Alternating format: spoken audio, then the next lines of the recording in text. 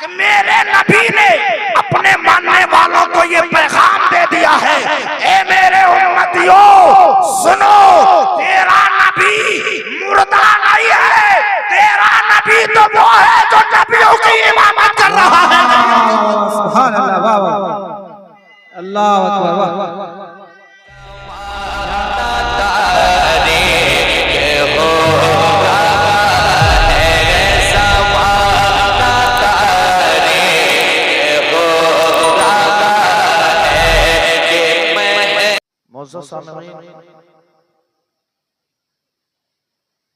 तमाम अहले ईमान का एक वतीरा रहा है, एक तरीका रहा है कि अगर किसी दुआ को कबूलियत की शरफ हासिल करवानी हो तो नबी पर खूब खूब दुरूदो सलाम पढ़ा जाए, क्योंकि दुरूदो सलाम ही एक ऐसा जरिया है जिसके जरिए इंसान अपनी दुआ को रब की बारगाह में कबूलियत का शरफ हासिल करवा सकता है। दुरूद व सलाम की बेशुमार फजीलतें हैं, लेकिन हमारे जो अकाबिरीन हैं इसके एक फवाइद बताए हैं कि अगर इंसान के दिल में जंग लग जाए, इंसान के दिल में जंग लग जाए, इंसान का दिल मुर्दा हो जाए और उसके अंदर अगर हरियाली पैदा करना हो तो एक नुस्खा बताया है, जिस तरीके से अगर दरख्त के अंदर सुखाड़ पैदा हो जाए और उसको अगर हरा भरा करना हो, उसके अंदर हरियाली लानी हो, उसके अंदर खुशहाली लानी हो, तो जो किसान तबके के लोग होंगे उनका एक मिजाज होगा, उनका एक वतीरा होगा, उनका एक तरीका होगा कि उस दरख्त के अंदर वो पानी डालेगा। जब वो पानी डालेगा तो दरख्त फलेगा भी, दरख्त फूलेगा भी, दरख्त खिलेगा भी। इसी तरीके से अहले ईमान का एक तरीका है, अहले ईमान का एक तरीका है, अहले मोहब्बत का एक तरीका है। क्यों ना हो, जिस मोहब्बत का इजहार खुदा खुद कर रहा है, जिस मोहब्बत का इजहार फरिश्ते खुद कर रहे हैं, और कुरान में रब फरमाता है इन्नल्लाहा व मलाइकतहु युसल्लूना अलन नबी या अय्युहल्लज़ीना आमनु सल्लू अलैहि व सल्लिमू तस्लीमा। ए ईमान वालों, रब फरमा रहा है कि मेरा एक तरीका है, मेरा एक वतीरा है, मेरे फरिश्तों का भी तरीका है। मौला वो क्या है? कि अगर तेरे दिलों के अंदर जंग लग जाए, तेरे दिलों के अंदर तारीकी पैदा हो जाए, तुम्हारा दिल मुर्दा हो जाए, तो मैंने जिस तरीके को अपने महबूब पर अपनाया है, ए मेरे बंदो तुम भी मेरे महबूब पर अपनाना। दुनिया के दरख्त को हरा भरा करने के लिए पानी की जरूरत पड़ती है, ईमान वालों के दिल को हरा भरा करने के लिए नबी पर दुरूद की जरूरत पड़ती है, दुरूद की जरूरत। वाह वाह, सुभान अल्लाह, सुभान अल्लाह, वाह क्या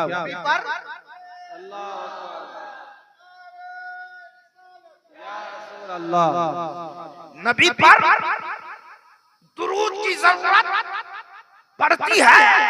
ये टॉपिक अलग है, इस पे अगर बात करूं तो घंटों में बोल सकता हूं, लेकिन अभी मैं बात करने वाला हूं मोहब्बत, अभी मैं बात करने वाला हूं इश्क पर, अभी मैं बात करने वाला हूं जश्न ईद मिलादुन नबी पर। यही मौजू है ना, किस लिए बैठे हम लोग? नबी के विलादत का जश्न मनाने के लिए। जश्न वही मनाया जाता है जहाँ अल्लाह नेमतों का नुज़ूल फरमाता है, सुभान अल्लाह, जहाँ अल्लाह नेमतों का नुज़ूल फरमाता है, रब फरमाता है वज़क्किरहुम बिअय्यामिल्लाह, और तुम अल्लाह के दिनों को याद करो, अल्लाह के दिनों का जिक्र किया करो। और जाहिर सी बात है आज हमारा और आपका दिन तो बहुत ही खुशहाली के साथ गुजरने वाला है। आज हमारी रात यूं ही नहीं रहने वाली है, आज हमारी रात जो है इंशाअल्लाह इश्क़े मुस्तफ़ा में गुजरने वाली है, नबी की मोहब्बत में गुजरने वाली है, नबी की उल्फत में गुजरने वाली है। इसलिए कि लोग बेटे की पैदाइश का जश्न मनाता है तो इतनी खुशी होती है, हम तो नबी इमामुल अंबिया की पैदाइश का जश्न मना रहे हैं, तो बताए हमें और आपको कितनी खुशी होनी चाहिए। अब सवाल ये पैदा होता है कि हम जश्न मना रहे हैं नबी की मिलाद की, और हमने इसको ईद का लफ्ज दिया हुआ है, जश्न ईद मिलादुन नबी। ये लफ्ज ईद के लफ्ज से बहुत सारे लोगों को चिढ़ हो जा रहा है। आखिरकार ये हो क्या गया है ईमान वालों को? अब इसी में दो तीन कैटेगरी के लोग बदल गए हैं, रास्ता किसी का कुछ है, किसी का कुछ है, सब अपने अपने नजरिए से सोच रहा है, सब अपने अपने एतबार से सोच रहा है। लेकिन याद रखना, जिस बंदे के दिल में इश्क होता है, जिस बंदे के दिल में मोहब्बत होती है, जिस बंदे के दिल में इश्क सलामत होता है, वो बच्चा पैदा हो तब भी वो अपने बच्चे की विलादत की खुशी मनाता है। लेकिन जब जिस नबी के सदक़े में अल्लाह ने कुल कायनात को पैदा किया है, अगर उस नबी के आमद पर खुशी मना ले तो हर्ज की क्या बात है। अब आपको समझाने की जरूरत है, अब मैं आपको बताने के लिए चल रहा हूँ। लफ्ज़ ईद का लफ्ज़ आ रहा है, लेकिन इसी में परेशान है। मियाँ ये हो क्या गया है मुसलमानों को? अरे ईद तो दो ही है, ईद और बकरीद है, लेकिन जाहिर सी बात है हम तो ईद मनाएंगे, क्यों ना मनाएं। ईद और बकरीद जो है अगर हमें मिला है तो नबी के सदक़े में मिला है, अगर जितनी इबादतें मिली है नबी के सदक़े में मिली है। लेकिन नबी के आमद पर खुशी मनाने से किसी को चिढ़ क्यों हो रहा है? अरे बता तो सही, अगर तुझे चिढ़ हो रहा है तो रब का वो फरमान जो है हजरत ईसा के ताल्लुक से, तो तुम क्या कहोगे? उठाओ सूरह माइदा, और सूरह माइदा का मैं तर्जमा कर रहा हूँ। अल्लाहु अकबर। हजरत ईसा अलैहिस्सलाम ने रब की बारगाह में अरीज़ा पेश किया है, दुआ की है, ए परवरदिगारे आलम, ए परवरदिगारे आलम, हम पर और हमारे मानने वालों पर दस्तरखान नाजिल फरमा दे, दस्तरखान नाजिल फरमा दे। अब सब अहले ईमान है, सब मुसलमान है, सबको पता है दस्तरखान किसको कहते हैं, सबको मालूम है वही दस्तरखान जिसपे तरह तरह की नेमतों को परोसा जाता है। आज उलमा की जमात को बुलाया गया, अपने अपने एतबार से, अपनी अपनी हैसियत के एतबार से उलमा की जमात को खिलाया गया, पिलाया गया। उलमा ने शुक्र अदा किया, अल्हम्दुलिल्लाह, अल्लाह तेरा शुक्र है कि तूने हमें इतनी इज्जत से नवाजा है। हजरत ईसा अलैहिस्सलाम ने रब की बारगाह में अरीज़ा पेश किया, ए मौला। मेरी तकरीर समझ रहे हैं? अरे कितने लोग नहीं समझ रहे हैं? हाथ उठाएं। ये लोग एक्सीडेंट हो गया। आप लोग समझदार हैं माशाअल्लाह। अब जरा सा देखें, रब की बारगाह में दुआ किया, किसकी बारगाह में दुआ किया? मौला हम पर और हमारे मानने वालों पर दस्तरखान नाजिल फरमा दे। अल्लाहु अकबर। जब दस्तरखान नाजिल हुआ तो रब ने फरमाया, ईसा अगर हम तुम पर दस्तरखान नाजिल कर दें, नेमतों का नुज़ूल कर दें, तो तुम करोगे क्या? हजरत ईसा ने कहा, मौला हम उस दिन को ईद की तरह मनाएंगे, ईद की तरह मनाएंगे। अगर यकीन नहीं है तो सूरह माइदा उठा करके देख लो, इतने इतने हाफिज साहब किबला तशरीफ रखते हैं, इनसे पूछ लेना लफ्ज़ ईद का लफ्ज़ आया या नहीं आया है। अब सवाल ये पैदा होता है कि जब हज़रत ईसा अलैहिस्सलाम पर अल्लाह अपनी नेमतों का नुज़ूल करता है तो हज़रत ईसा ईद मनाते हैं। लेकिन पता तो सही, सबसे बड़ी ईद कौन सी होनी चाहिए? जो इमामुल अंबिया है, जो नबियों के इमाम है। अगर वो ना आते, ईसा ना आते, वो ना आते, मूसा ना आते, वो ना आते, ज़करिया ना आते, वो ना आते, यहया ना आते, वो ना आते, शीश ना आते, वो ना आते, आदम ना आते, आदम से लेकर ईसा तक कोई नबी ना आते। जब ईसा पे दस्तरखान नाजिल हो तो ईसा ईद मनावे, हम पर तो इमामुल अंबिया नाजिल हो रहे हैं, इमामुल कुरान नाजिल हो हो रहे हैं, हम क्यों नहीं ईद मनाए? हम क्यों नहीं? नारे तकबीर, नारे रिसालत, नारे रिसालत, जश्न ईद मिलादुन नबी, जश्न ईद मिलादुन नबी, नारे तकबीर। अब आप बताइए, आपको समझ में बात आई? ईद क्यों मना रहे हैं? जब ईसा अलैहिस्सलाम पे अल्लाह की नेमत नाजिल हो तो ईसा अलैहिस्सलाम ईद मनाते हैं। हम पर तो दुनिया की तमाम नेमतों से बेहतर नेमत अल्लाह नाजिल फरमाया है, हम क्यों नहीं ईद मनाएं? ये तो खुशी का दिन है। अब आओ जरा सा आगे बढ़ते हैं। लोग एक कमेंट करने वाले हैं, लेकिन मैं जवाब दे देता हूँ। किसी के दिल पे नहीं बोलने वाला हूँ और नहीं किसी से डर के बोलने वाला हूँ, इसलिए कि आज हम बोलूंगा तो इश्क़े रसूल में बोलेंगे। आज अगर हम अपने मुंह को खोलेंगे तो मोहब्बते रसूल में बोलेंगे। और आपको जो है ये समझ करके समझना होगा कि आज हम बैठे किस मकसद के तहत है। बस इतना समझ लें, इस कुल कायनात को अगर अल्लाह ने पैदा फरमाया है तो नबी के सदके में पैदा फरमाया है। अगर सबसे ज्यादा दुनिया में कोई मोहब्बत के काबिल है तो वो हमारा और आपका नबी है। आज जरा सा आगे बढ़ते हैं। लोग तो जो है मेरे नबी पे तरह तरह के कमेंट करते हुए नजर आ रहे हैं। लोगों का मिजाज तो ये हो गया है, मेरा नबी मर गया है, मेरा नबी मरकर मिट्टी में मिल गया है। अरे नादान, मैं आज साबित करके दिखाता हूँ कि मेरा नबी मरा नहीं है,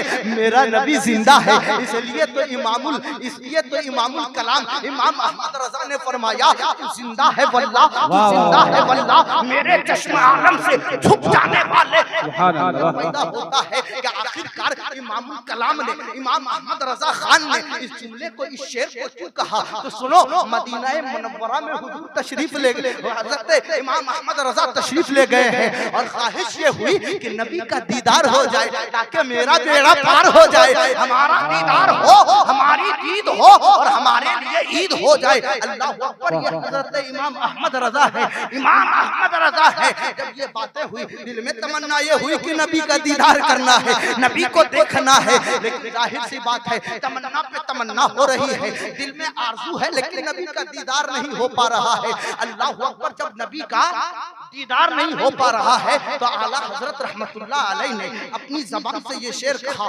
कोई क्यों पूछे तेरी बात रजा, कोई क्यों पूछे तेरी बात रजा, तुझसे कुत्ते हजार फिरते हैं। जब ये जुमला कहा तो इतने में जब आला हजरत ने इस शेर को पढ़ा, रोज़े नबी खुलता है और आला हजरत फरमाते हैं कि हमने अपने माथे के निगाह से इमामुल अंबिया की ज़ियारत की है। और जब ज़ियारत की तो बशाख्ता ये ज़बान से कहा, तू जिंदा है वल्लाह, तू जिंदा है वल्लाह, मेरे चश्मे आलम से छुप जाने वाले, मेरे चश्मे आलम से छुप जाने वाले। क्या बात है, माशाअल्लाह, बहुत आगे बढ़ते हैं। बात समझ में आ रही है आप लोगों को? अब जो लोग ये कहते हैं, अब मैं आपको आज थोड़ी देर के लिए मुफ्ती बनाने वाला हूँ। बड़े बड़े मुफ्ती आएंगे माशाअल्लाह, हज़रत का जो है बहुत बहुत शुक्रिया। अब मैं आपको जो है थोड़ी देर के लिए आज आप ही लोगों को मुफ्ती बना देता हूँ और आप लोग को फतवा देना है, क्योंकि मुफ्त के मुफ्ती बहुत घूम रहे हैं। इमाम के पीछे भी मुफ्त के मुफ्ती नजर आ रहे हैं, आलिम के पीछे भी मुफ्त के मुफ्ती नजर आ रहे हैं। मुफ्तियों की कमी नहीं है, लेकिन आज सारी मुफ्तीगिरी हम लोगों की एक जगह, आज आपकी मुफ्तीगिरी चलेगी। जवाब आपको देना है, मेरा नबी जिंदा कैसे है साबित हमको करना है, समझना आपको है। अल्लाह अकबर, आपको पता है, आपको मालूम है मेरा नबी मेराज को गए या नहीं गए? तवज्जो से बताएं, मेरे नबी, आपके नबी खुदा के दीद के लिए मेराज पर तशरीफ ले गए या नहीं ले गए? अल्लाह अकबर, मेराज पे तशरीफ ले गए ना। जब मेराज पे तशरीफ ले गए तो मेराज पे तशरीफ ले जाने से पहले मस्जिद हराम से मस्जिद अक्सा तक का जिक्र आया है। लेकिन अब मैं आपसे एक सवाल करता हूँ, तवज्जो चाहूंगा, आप मेरे तरफ मुतवज्जो हो जाए और चाय पीने से पहले 2-3 बार सोच लें, हाथ नहीं उठाइएगा, बस सिर्फ खामोशी से सुनिएगा, मोहब्बत से जवाब दीजिएगा। आज अगर किसी का जनाजा हो जाए, समझ रहे हैं? अरे समझ रहे हैं, जनाजा समझते हैं, समझ गए? कितने लोग समझे? हाथ उठाइए, चाय पीने वाला नहीं उठाइएगा। हाँ, जनाजा हो जाए, अब इतने इमाम साहब हैं, जनाजा को हुक्म क्या है? सब आप लोग मुफ्ती हैं और मैं एक जाहिल आदमी बन के सवाल कर रहा हूं। हम कहेंगे जनाजे को पीछे रखो, सब मुक्तदी को आगे बढ़ा दो, इमाम को आगे बढ़ा दो। नमाज़े जनाजा होगी क्या? अरे बाबा, पढ़ल लिखल मुफ्ती है भाई, सभे बोल दिए नहीं। सही बात है, सभे को पता है कि नहीं होगा। जनाजा पढ़ा किसका जाता है? जोर से बोलिए, जोर से बोलिए। अरे मुर्दा का ना जिंदा का? मुर्दा का कि जिंदा का? मुर्दा का कि जिंदा का? समझ रहे ना? जनाजा मुर्दे का होता है, और मुर्दा जब जनाजा होता है तो जनाजे की खाट इमाम से भी आगे रखी जाती है। समझ चाहूंगा, इमाम से भी आगे रखी जाती है। और अगर गलती से कोई मुफ्ती आके फतवा दे दे कि नहीं इमाम को आगे करो, जनाजा पीछे करो, तो जनाजा होगा नहीं होगा। पता ये चला कि अगर जनाजा मुर्दा है तो मुर्दा जनाजा इमाम के आगे। अब आओ, मेरे नबी मस्जिद हराम से मस्जिद अक्सा तक तशरीफ ले गए। इमामुल अंबिया है, इमामुल अंबिया है, नबियों के इमाम हैं, तशरीफ ले गए। आपको पता है मेरे नबी ने मस्जिद अक्सा में इमामत फरमाई है। नहीं समझे? इमामत फरमाई है, और यही वजह है कि मेरे नबी का लक़ब इमामुल अंबिया हो गया, इमामुल अंबिया हो गया।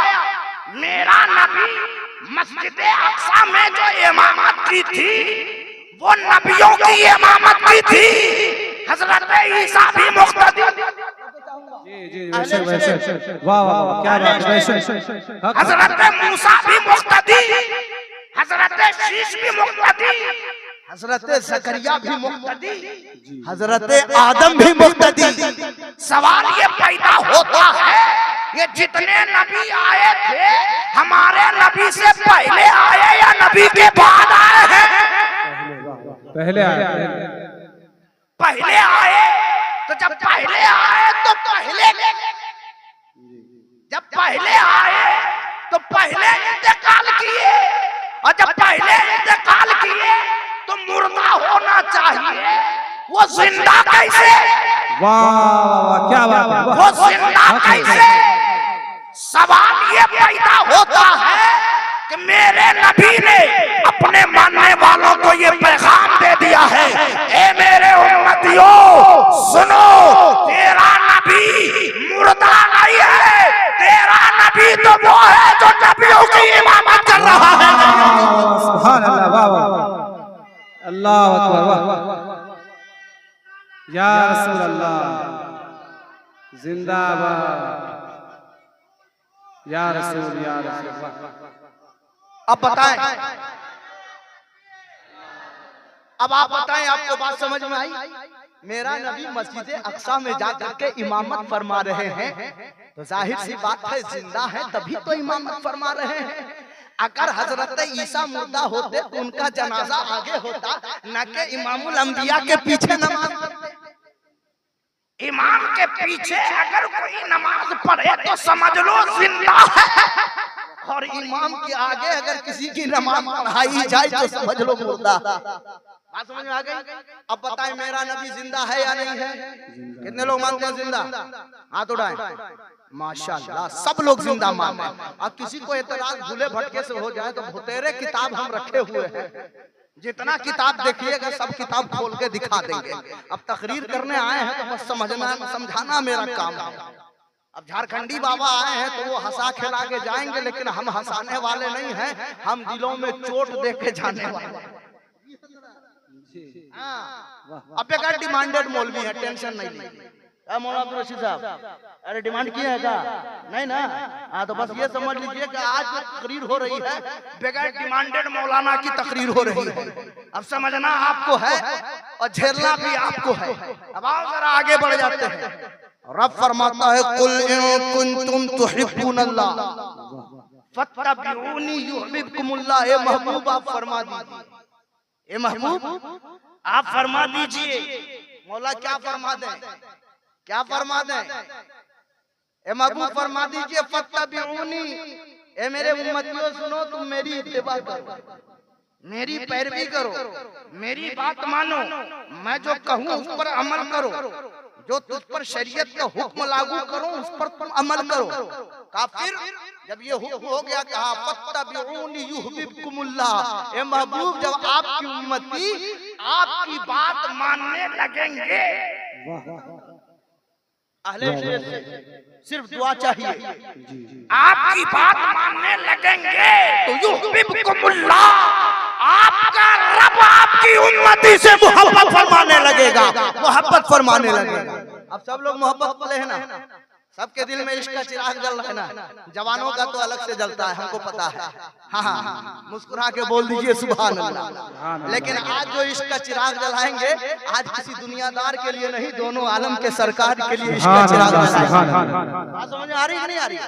आ रही है भैया, आप लोगों को बात समझ में आ रही है? अब जरा आगे बढ़ जाए, आओ मैं आपको लेकर चलता हूँ। हजरत टाइम है ना मेरे पास? हाँ, मिला जुला के टाइम है। हजरत उमर की जात के पास लेके चलता हूँ। हजरत उमर, कौन कौन जानते हैं हजरत उमर को? जरा हाथ उठाए तो सब लोग जानते हैं ना जी? सब लोग जानते हैं, सब जानते हैं। ये तीसरा खलीफा है ना हजरत उमर, जिनकी हुकूमत 13,000 मुरब्बा मील थी और उनकी हुकूमत की तोती पूरी दुनिया में, उनकी हुकूमत का डंका पूरी दुनिया में बजता था। यहाँ तक के महात्मा गांधी ने कहा कि अगर इस जमाने में उमर जैसा कोई एक शख्स जन्म ले लेता और अगर हम किसी की हुकूमत को मानते हैं तो वो उमर की हुकूमत को मानते हैं। ये कौन है? महात्मा गांधी, जिसका हर नोट पे छाप पॉकेट में। अब ये समझिए, ये वो है जो अपने तारीफ नहीं कर रहे हैं, गैर तारीफ कर रहे हैं। ये इस्लाम को हुक्मरां है, ये भी आशिक़े रसूल, ये भी मोहब्बत करने वाले थे। लेकिन नबी से मोहब्बत का मकाम क्या है? नबी से उल्फत का मकाम क्या है? हजरे अस्वद कौन कौन जानते हैं? जरा हाथ उठा करके बोले। आप लोग भैया जानते हैं हजरे अस्वद? अरे काला काला पत्थर, अरे जानते हैं? नहीं जानते? हाजी साहब जानते हैं? जो हज करने जाते हैं मक्का शरीफ के जो खाने काबा है उसके कोने पर हजरे अस्वद है और वो जन्नती पत्थर है। कौन सा पत्थर है? बोलिए, जोर से बोलिए, जन्नती पत्थर। अब जरा एक बात बताइए, अगर मैं आपको कहूं कि आप भैया थोड़ा पत्थर से प्यार करके बताओ तो आप क्या कहो? मौलाना साहब पगला गए क्या? पत्थर से कोई प्यार करता है? क्या जरूरत पड़ी है पत्थर से प्यार करने की? ना उससे मुझे कोई फायदा है ना उससे कोई नुकसान है। हजरत उमर हजरे अस्वद के पास जाते हैं और हजरे अस्वद के तरफ मुतवज्जे होते हैं और कलाम करते हैं। ए हजरे अस्वद सुनो, मुझे पता है कि तू सिर्फ एक मामूली पत्थर है, मुझे पता है तू सिर्फ एक मामूली पत्थर है, पत्थर। मैं तुझे इसलिए चूम रहा हूँ कि तुझे मेरे नबी ने चूमा है। सुभान अल्लाह, जोर से बोलो, सुभान अल्लाह, जोर से बोलो। तुझे मेरे नबी ने चूमा है, चूमा, वरना ना तू मुझे नुकसान पहुंचा सकता है ना फायदा पहुंचा सकता है। तो हजरत उमर की जात ये बता रही है, हजरत उमर की जात ये बता रही है कि लोगों, अगर तुम किसी से मोहब्बत करो तो किसी दुनियादार को देखकर नहीं, नबी का वफादार को देखकर मोहब्बत क्या करो। नारे तकबीर, नारे रिसालत, जश्न ईद मिलादुन नबी, जनाब अलहाज लियाकत मेहदी साहब किबला, जनाब अलहाज लियाकत मेहदी साहब किबला, नारे तकबीर, नारे रिसालत। अब जरा देख मेरे दोस्त, ये हजरत उमर हैं जिन्होंने मोहब्बत का दर्स दिया है। अब आओ इश्क के इमाम की बात कर लेते हैं। तवज्जो चाह रहा हूं आप लोगों को, आप लोग मेरे तरफ तवज्जो दें। अभी मैं आप लोगों से गुफ्तगू कर रहा हूं। इश्क के इमाम की बात करता हूं जिनका नाम है हजरत बिलाल। आज इश्क में बैठे हैं ना, अरे कितने लोग मोहब्बत में बैठे हैं, और अगर आज इश्क को समझ लिए तो इंशाअल्लाह आपका दिल बाग बाग हो जाएगा। ये जो इस्लाम पहुंचा है ना हम तक, ये सिर्फ छू करने से नहीं पहुंचा है, कहीं कहीं पे गर्दन कटाया गया है तब इस्लाम हम तक पहुंचा। खानदान को लुटाया गया तब इस्लाम हम तक पहुंचा। सिर्फ या नबी या रसूल का नारा लगा लेना ये कमाल की बात नहीं है। रसूलुल्लाह की वफादारी पर उतर कर जिंदगी गुजारना ये कमाल की बात। वाह वाह क्या बात है, सुभान अल्लाह। हजरत बिलाल है। बिलाल कौन? हजरत बिलाल, जिसे दुनिया पहचानती नहीं थी, जिसे दुनिया जानती नहीं थी। एक गुलाम का गुलाम कितने लोगों के हाथ पर जो है बेचे जा चुके हैं, कितनी मुशक्कतें कितनी तकलीफों को उठाया, तब जाकर के ये मकाम पाया है। और आज हम और आप तो ये सोचते हैं कि बस शॉर्टकट रास्ता मिले और हमारा मकाम बुलंद हो जाए। कमेटी के नौजवानों का भी ये मजाज हो सकता है कि जलसा कराए हैं, झारखंडी बाबा आए हैं, झारखंडी बाबा की तकरीर कामयाब, जलसा कामयाब। अबे जलसा कामयाब जब होगा जब बिलाल जैसा वफादार पैदा होगा तब जलसा कामयाब होगा। क्या बात है, माशाअल्लाह। बिलाल जैसा वफादार चाहिए तब जलसा कामयाब होगा। आगे लेकर चलता हूँ, कितने हाथों पे जो है बेचे गए, और लास्ट में जो है हजरत बिलाल की साथ को जो है उमैया इब्ने खल्फ ने खरीदा। ये वो नाहंगार शख्स था जो नबी का दुश्मन था, नबी को देखना नहीं चाहता था। हजरत बिलाल जब तक इसका गुलाम था ये उससे मोहब्बत करता, लेकिन जब फारान की चोटी से मेरे नबी ने इस्लाम की दावत दी है, सहाबा किराम ने इस्लाम को कबूल किया और सब इस्लाम के दामन में वाबस्ता होते चले गए। जब वाबस्ता हुए तो इन सहाबियों ने नफरत का पैगाम नहीं दिया, मोहब्बत का पैगाम दिया है। सुभान अल्लाह, मोहब्बत का पैगाम।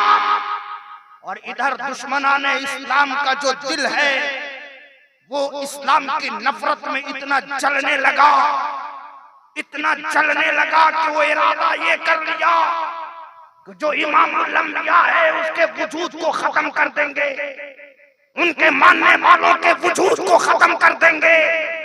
हजरत बिलाल की कानों में जब ये इस्लाम की दावत गई तो हजरत बिलाल ने दिल ही दिल में नबी का कलमा पढ़ लिया, मुसलमान हो गया। अपनी जबान पे अहद अहद का नारा लगाता रहा, मोहब्बत खुदा का जो है सबूत देता रहा। एक दिन जो है ये जालिम उमैया अपने कानों से सुन लेता है कि ये बिलाल को हो क्या गया है, ये किसको आवाज दे रहा है, ये कौन है, ये अहद अहद क्यों कह रहा है। पता ये चला कि ये बिलाल किसी और का कलमा नहीं पढ़ा है, ये तो दोनों आलम के सरदार मोहम्मद रसूलुल्लाह का कलमा पढ़ लिया है। यही वजह है कि ये अल्लाह अल्लाह कर रहा है। जब उमैया को पता चला तो उसने कहा बिलाल इस्लाम को छोड़ दे, इस्लाम को छोड़ दे। बिलाल छोड़े भी तो कैसे छोड़े। इश्क का शमा बिलाल के दिल में जल चुका है, मोहब्बत की शमा बिलाल के दिल में जल चुका है। और ऐसा वैसा नहीं, जालिम जुल्म की हद पार कर चुका है, लेकिन बिलाल की जबान पे अहद अहद का नारा लग रहा है, अल्लाह अल्लाह का नारा लग रहा है। लेकिन मेरे दोस्त याद रखना, ए नौजवानों, प्रोग्राम का असल मकसद हंसना हंसाना नहीं है।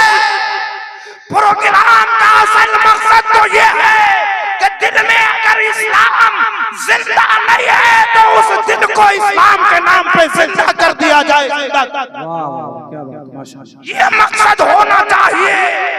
हजरत बिलाल को उमैया तकलीफ देता रखा, इस्लाम को छोड़ दे वरना तुझे जो है सजा दूंगा। मक्के के वो रेतीली जमीन पर हजरत बिलाल को वो जालिम लेटा करके कोड़े मारता, पत्थर मारा जाता, यहाँ तक कि उनके सीने के ऊपर पत्थर रख करके ये जालिम सवार हो जाता और ये कहता कि मोहम्मद के कलमा को छोड़ दे। अरे तुझे क्या पता है जालिमो, जिसने नबी का कलमा दिल से पढ़ लिया है उस परवाने को कोई मिटा नहीं सकता। इसलिए परवाना जब मिलेगा जब नबी का दीदार हो जाएगा। दीदार सुभान अल्लाह, सुभान अल्लाह, माशाअल्लाह। अब जरा देख, ये हजरत बिलाल है, अहद अहद का नारा लगा रहे हैं। उमैया जुल्म और सितम का जो है बिल्कुल पहाड़ तोड़ रहे हैं। बिलाल रजी अल्लाह ताला अन्हु को तकलीफ पे तकलीफ दी जा रही है, लेकिन अहद अहद का जो नारा है वो नहीं छोड़ रहे हैं। लेकिन आज हमारे नौजवान आज खुद अपने गिरिबान में झांक लें। मोहब्बत के दावा करने वाले जो ये कहते हैं कि हम नबी के नाम पर मर मिटने वाले हैं, आज तो हालत ये है कि नबी के नाम पर अगर किसी को बैठने को कहा जाए तो वो बैठने को तैयार नहीं है। नबी के मोहब्बत में ये कहा जाए कि चल नमाज की पाबंदी कर लिया कर, इसलिए कि हजरत बिलाल ने कभी नमाज को नहीं छोड़ा। चल माँ बाप की खिदमत कर लिया कर, इसलिए कि मेरे नबी का पैगाम यही है कि माँ बाप की खिदमत किया करो। ये हमारा और आपका मिजाज हो चुका है कि तकरीर से फायदा नहीं उठाना है, सिर्फ नाक के धुन पे पैसा उड़ाना है। और हम ये सोचते हैं कि जो 10,000 20,000 रुपए ले ले वो सबसे बड़ा नातखा वायरल हो गया है। अभी जो आपके सामने जो मुरलिया का नातखा जो नातखानी की है, क्या ये अपने बाप का कलाम पढ़ रहा था? नहीं, रसूल पाक की मोहब्बत में पढ़ रहा था। लेकिन यहाँ खामोशी जो है, जबान खामोश है, क्योंकि अजमत रजा भागलपुरी जो नहीं है, नदीम रजा भागलपुरी जो नहीं है, हमें याद रखना जो तुझे वो दे करके जाएगा उससे ज्यादा बेहतर ये दे के जाएगा। इसलिए कि इसकी जबान पैसों के लिए नहीं खुल रही है, ये मोहब्बत रसूल में खोला जा रहा है। मोहब्बत रसूल में खोला जा रहा है। आओ हजरत बिलाल के पास चलते हैं। हजरत बिलाल को तकलीफ दी जा रही है। नबी पाक सल्लल्लाहु ताला अलैहि वसल्लम मक्के की गली से जो है वो तशरीफ ले जा रहे हैं और इतने में हजरत बिलाल को देखा लहू लुहान है। जब लहू लुहान है, मेरे नबी ने फरमाया, आह मेरा बिलाल। तवज्जो चाहूंगा, मेरा बिलाल। साथ में सहाबा इकराम की जमात भी, हजरत अबू बकर सिद्दीक साथ में है। जब देखा मेरा नबी बिलाल को मेरा बिलाल कह रहा है, बिलाल को मेरा बिलाल कह रहा है, मतलब ये है कि मेरा नबी बिलाल से मोहब्बत फरमा रहा है। अब ये आशिक हैं, आशिक। सहाबा नबी के इश्क में इतने मस्त हुआ करते थे, वो अपने माल की परवाह नहीं किया करते थे। अब इनके दिल में ख्याल आया कि अब हमें अपने नबी की जात को खुश करना है, नबी को खुशी देनी है। कहा नबी खुश कैसे होंगे? कहा नबी खुश जब होंगे जब बिलाल को उमैया के चंगुल से छुड़ा करके नबी की बारगाह में आजाद कर दिया, नबी की बारगाह में लाया जाए। उमैया के पास हजरत अबू बकर सिद्दीक जाते हैं। कहा उमैया सुनो, ये जो तेरे पास गुलाम है जिसका नाम बिलाल है, मैं ये चाह रहा हूं कि मैं तुझे इससे मैं तुझसे इसको खरीद लूं, मैं तुझसे इसको खरीद लूं। उमैया ने कहा हाँ हाँ बेचूंगा, लेकिन सुनो दुगनी कीमत देनी पड़ेगी। दुगनी कीमत देनी पड़ेगी।